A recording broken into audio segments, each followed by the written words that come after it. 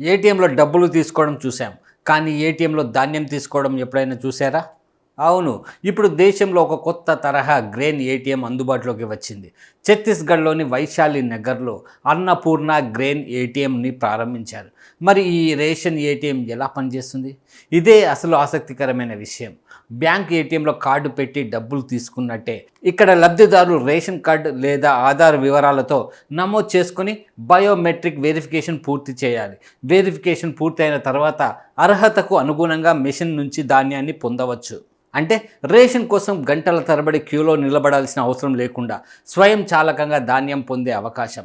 ఇక మరో ఆసక్తికరమైన విషయం ఏంటంటే ఈ మిషన్ 24 గంటలు పనిచేసే విధంగా రూపొందించబడింది. అంటే మీకు అనుకూలమైన సమయంలో వెళ్ళి వెరిఫికేషన్ పూర్తి చేసుకుని రేషన్ తీసుకోవచ్చు అన్నమాట.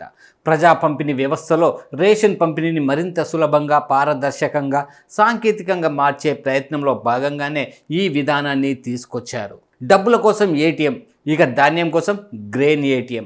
టెక్నాలజీ ఇప్పుడు మన చేతిలోకి డబ్బులనే కాదు, మన ఇంటి రేషన్ కూడా తీసుకొచ్చే స్థాయికి చేరుకుందన్నమాట.